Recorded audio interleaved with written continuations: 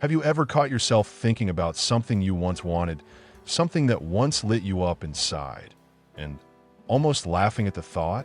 Not because the dream was silly, but because so much time has passed. Life happened. Bills needed paying. Families needed raising.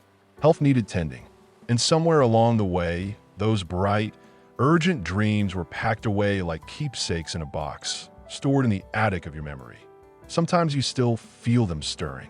A wish to travel, a longing to write, a hope to master something with your hands, your voice, your time. And almost as quickly as the thought comes, the doubt rushes in. That ship has sailed. I missed my chance. It's too late now. But what if that voice is wrong? What if some dreams aren't tied to a deadline? What if they aren't about achievement or success at all, but about aliveness, about staying awake to who you really are? What if it's not too late, but exactly the right time? Because now you approach those dreams with a heart that's softer, a spirit that's wiser, a life that's been tempered by seasons of both joy and sorrow. After 70, there's a kind of freedom few people talk about. You're no longer building a resume. You're no longer trapped by the noise of ambition or the heavy expectations of others. Instead, you get to ask yourself a deeper question. What would nourish me now? What have I carried in my heart all these years that still deserves space in my life?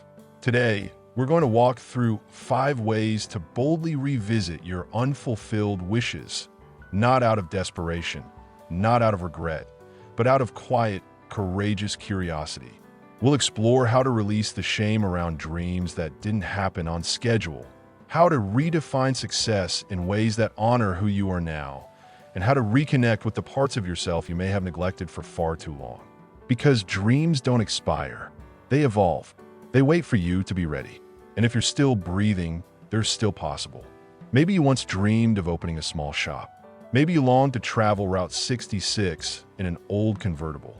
Maybe you wanted to learn French, or pick up the guitar, or take a watercolor class in a sunlit studio. Maybe you simply dreamed of writing letters to people who needed hope. These dreams are not frivolous. They're sacred. They are the whispers of your soul, asking to be seen, heard, lived. And here's the beautiful part. Returning to them now doesn't require you to do it perfectly. It doesn't even require you to finish them. Returning to a dream is an act of dignity. It says, I still matter. My desires still matter. My life is still unfolding. First, we'll begin by breaking apart one of the biggest myths that stops so many people before they even start. The myth that dreams have an expiration date. Let's step into that quietly dangerous belief, and let's dismantle it together. Because the truth is, life gives second chances all the time, if we are brave enough to say yes. One of the quietest lies we absorb over the years is that dreams have shelf life, that there's a right time to chase them. And if you miss it, you're supposed to let them go with a polite smile and a heavy heart. But dreams are not milk cartons. They don't spoil when left unattended. They don't curdle because a decade, or even 5, has passed. They wait. They mature. They become something richer, more textured, more meaningful than they could have ever been at 20 or 30 or even 50. After 70, the way you dream changes. It's no longer about striving. It's about savoring. It's not about competing. It's about completing, sometimes quietly, sometimes just for yourself, but with a fullness that only a lifetime of living could bring. Take Robert, 76. He always dreamed of becoming a pilot, but life pulled him in other directions. Family, work, responsibilities. When he retired, he told himself it was too late. That dream was boxed away. Then one afternoon, his grandson asked him to go to an airfield, just to watch. Robert felt something stir, and on a whim, he signed up for a discovery flight. 1 hour in the air, his hands on the yoke, his heart hammering like it hadn't in decades. No, he didn't become a commercial pilot, but that single flight fed a hunger he had buried for 50 years. And that mattered more than any license ever could. Dreams aren't always about the final achievement. Sometimes, the dream is simply about touching a part of yourself that refuses to die quietly. It's about feeling something again, something electric, something true.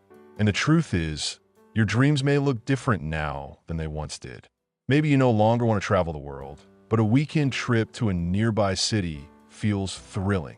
Maybe you don't want to run marathons, but you long to feel your body strong and steady on a morning walk. Maybe it's not about writing the great American novel, but about writing a letter to your younger self and finally saying what needed to be said. What matters is not how big the dream is.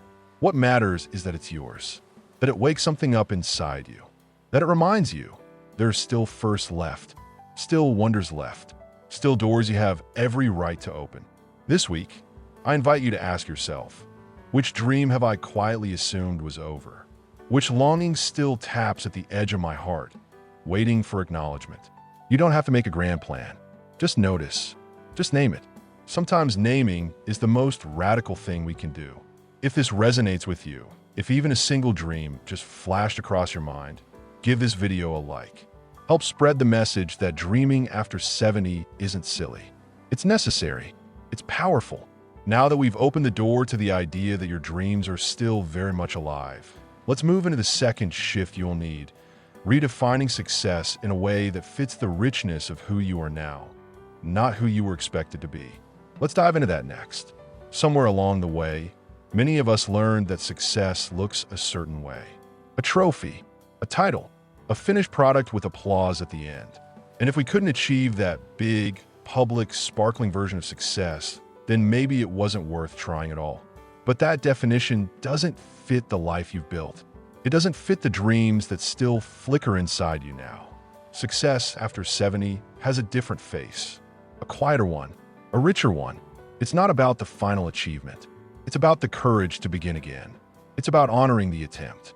Susan, 73, always dreamed of singing in front of people. Not to be famous, not to be a star, just to sing freely and without fear. She told herself for years that the chance had passed. Too late, too much. Then one afternoon at her senior center, someone announced karaoke night. Her heart pounded.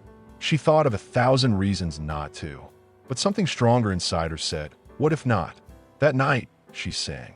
One imperfect, trembling, beautiful song. When she finished, the room clapped. Not because she was flawless, but because she was brave. That is success. Right there. In the moment, the heart says yes when fear says no. In the decision to show up for your own life, even when no one else is keeping score. And the dreams you revisit now don't need to be completed, conquered, or perfected. They need to be lived, touched, experienced. You don't have to open a bakery to honor your dream of baking. You can start by trying a new recipe every Sunday and giving cookies to your neighbors. You don't have to write a best-selling novel. You can write a short story for your grandchildren, filled with all the wisdom and mischief you've gathered across your years. The measure isn't the size of the stage. It's the size of the spark inside you. If you shift your definition of success from public approval to private fulfillment, everything changes. The pressure falls away. What rises in its place is joy, freedom, the simple, sacred pleasure of being alive to your own desires. Ask yourself, if success had nothing to do with how it looked to others, what dream would I dare to pursue again? Write it down. Whisper it to yourself. Share it in the comments if you feel brave enough. Because speaking it aloud is the first real step toward bringing it back into your life. And if you're still with me, if you're feeling that pull to honor even one small part of your old dreams, take a second and tap the like button. Let's show the world that dreaming is not a young person's game. It's a lifelong art. We're halfway through, and now is a perfect moment for a quick mid-roll reminder. If this conversation is stirring something inside you, don't keep it to yourself. Subscribe to our channel and be part of a growing space where second acts and third and fourth are not only possible, but celebrated. Now, let's move forward. The third shift is about one of the biggest hurdles people face when revisiting old dreams, the fear of judgment. Not just from others, but from the loud, familiar critic inside your own mind. Let's step into that with gentleness and strength. There's a voice that tends to get louder when we dare to want something after a long time.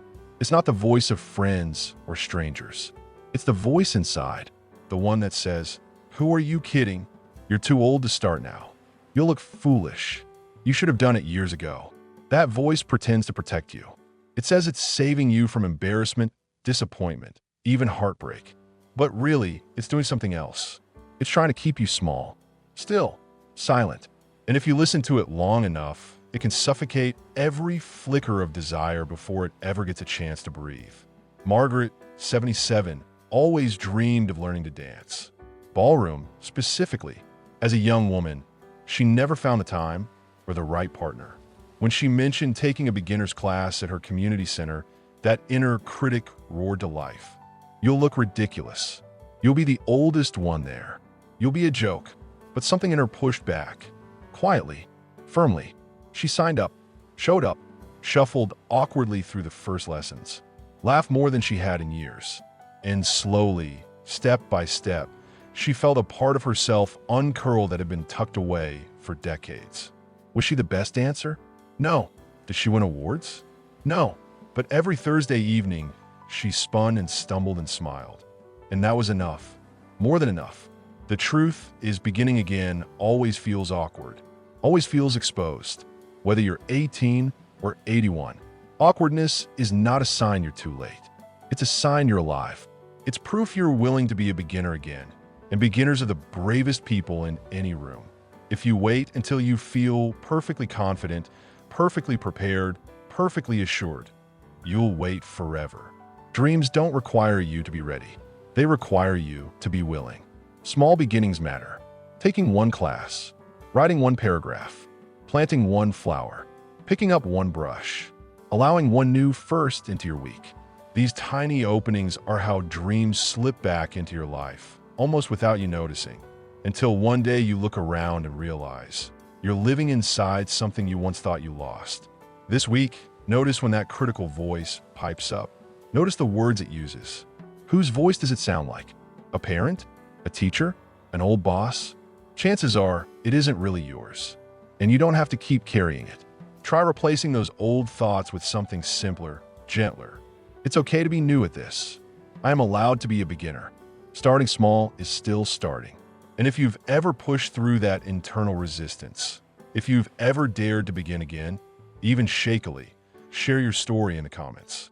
You might inspire someone else who's standing right now on the edge of their own small beginning. Now that we've talked about quieting the doubts inside, it's time to explore the next step, how to turn revisited dreams into sustainable, joyful parts of everyday life, instead of distant, overwhelming goals. Let's move there next. When many people think about revisiting old dreams, they imagine grand gestures, moving across the country, spending thousands of dollars, announcing to everyone they know that they're finally doing it. And sometimes, those sweeping changes are beautiful. But more often, especially after 70, what our souls need is something gentler, something quieter, a way of weaving our dreams into the fabric of daily life. Rather than making them heavy tasks we're afraid we'll fail. Because a dream should lift you, not load you down. Charles, 75, had long dreamed of becoming a photographer. Not for fame, not for money, just to capture the way light dances through leaves, the way a grandchild's laughter lights up a room. But after retirement, he found himself paralyzed by the scope of it. Do I need a professional camera? Should I take a course? Am I even good enough? The questions stacked up, and the dreams started feeling heavier than when it lived quietly in his mind. Then one afternoon, his daughter handed him her old iPhone. "Start here," she said. So he did. One photo of his dog sleeping in a patch of sun. Another of the morning fog across his backyard. Another of a half-eaten slice of apple pie. No pressure, no grand plan, just noticing beauty again and capturing it. Today, Charles still hasn't taken a professional class, but his photos fill his home. They fill his heart. And every day he wakes up thinking, what small thing will I see today? Dreams flourish not under pressure, but under permission. Permission to be imperfect, to be playful, to be quietly, stubbornly consistent without needing the world's approval. You don't have to uproot your life to honor a wish. If you dreamed of painting, you can keep a small sketchbook by your chair and fill it with color while you watch the news. If you long to learn piano, you can practice for 10 minutes each morning before breakfast with no goal except to hear the notes fill the room. If you dreamed of writing, you can set aside one quiet afternoon a week to write letters to yourself, to old friends, to the future. The point is not to achieve the dream in the way your younger self might have imagined. The point is to live inside it day by day, to let it become a companion, not a demand. Ask yourself, how could I take one small step toward my dream this week? Not as a project, but as a practice? How could I let it breathe into my days, like sunlight through an open window? And if you've already found a way to weave an old dream into your life, share it in the comments. Your story might be the thread someone else needs to start sewing their own dream back into their days. Before we close, let's take a breath and gather everything we've explored so far. Because stepping toward old dreams isn't about racing or performing. It's about coming home to yourself. It's about choosing again and again to say yes to the parts of you that never stopped hoping. Here's a quick reminder of the path we've walked together. First, dreams don't expire, they deepen with time. Second, success isn't about grand outcomes. It's about honoring the attempt. Third, silence the inner critic and make space for small beginnings. Fourth, integrate old dreams into your daily life, not your to-do list. And now, let's move into the final piece. A principle that ties everything together. One that reminds us why revisiting old dreams isn't indulgence, but a responsibility we owe to our own hearts. Let's step into that next. It's easy to think of old dreams as luxuries, as daydreams we were supposed to outgrow, as fantasies too delicate to survive the weight of real life. But the truth is much simpler and much more profound. Returning to your dreams, especially after a lifetime of giving, working, supporting others, is not about chasing a fantasy. It's about honoring your own existence. It's about saying, my life is still unfolding. My desires still matter. And that is an act of self-respect. So often, dignity after 70 is presented as learning to gracefully accept limits. But there's another kind of dignity, one that burns brighter. It's the dignity of staying in motion, of staying curious, of staying open to the possibility that the best parts of your story may still be unwritten. Ruth, 79, once dreamed of seeing the Northern Lights. She kept putting it off. Money was tight. Family needed her. Health had its ups and downs. One day she realized, if not now, when? So she made a plan. A simple one. No five-star hotels. No grand excursions. Just a warm coat, a plane ticket, and a small group tour. She stood on a frozen lake in Alaska, staring up at the shifting, breathing colors in the sky, and cried. Not because the lights were more beautiful than she imagined, though they were, but because she had kept her promise to herself. She had said, "You are worth this. You're worth this." Your dreams aren't childish. They aren't selfish.